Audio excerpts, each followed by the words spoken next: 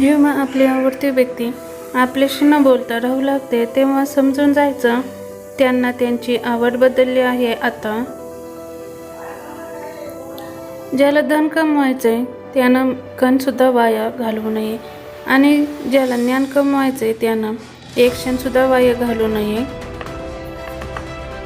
काही माणसं आयुष्यात वादळासारखे येतात आणि तुम्हाला उद्ध्वस्त करतात, पण काही वादळं हवीहवीशी असतात, कारण उद्ध्वस्त झाल्याशिवाय नवनिर्मिती होत नाही नात्याची आणि ओघाने स्वतःचीही. आपला स्पष्ट स्वभाव समोरच्याला खटकत असेल तर ते त्याची समस्या आहे. आपण फक्त आरशाप्रमाणे राहायचं. काळजी तर त्यांनी करायची ज्यांना मुखवटा नकली आहे. प्रत्येक माणसाला आयुष्यभर कुणाचा ना कुणाचा मस्त्य वाटत असतो.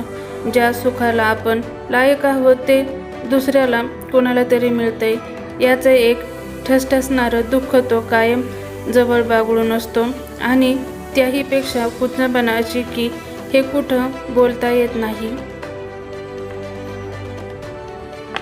आपल्या आवडत्या व्यक्तीला वेळ देऊ शकत नाहीत तर दुरावा वाटतो आणि अंतर वाटते. यात चूक त्याची पण नसते आणि तिची पण नसते. खूप चूक वेळेची असते. यावर एकच उपाय, त्या व्यक्तीला जितके क्षण द्याल ते असे द्या की तुमच्यासोबतचे ते 2च क्षण त्या व्यक्तीच्या एकांतातल्या 100 क्षणांवर भारी पडतील. जीवाला जीव देणारी माणसं खूप कमी असतात. त्यांना असे गमावू नका. आयुष्याची मजा एकटे जगण्यात नसते.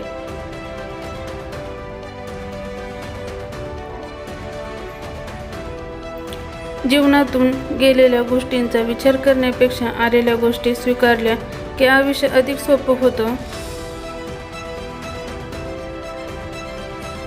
जगात वेदना जितकी सुंदर बोलते तितकं सुख नाही बोलत. सुख माणसाला मुकं बनवतं. ओढ आणि आपुलकी काय असते हे त्यालाच माहीत असतं ज्याला मनापासून जीव लावलेला असतो. दुसऱ्याच्या दारात सुखाचे झाड लावले की फुलं आपल्या पण आनंदात दारात पडतात.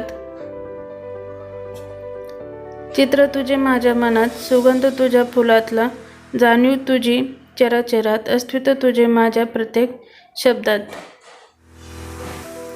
मला काय हवंय याची यादी बहुधा मोठी होईल.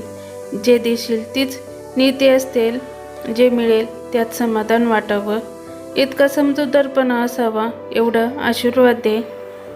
जर तुम्हाला माझा हा व्हिडिओ आवडला असेल तर माझ्या चॅनलला लाईक, कमेंट, शेअर, सबस्क्राईब करा. हा व्हिडिओ आपल्या मित्रमैत्रिणींना शेअर करा. Thanks for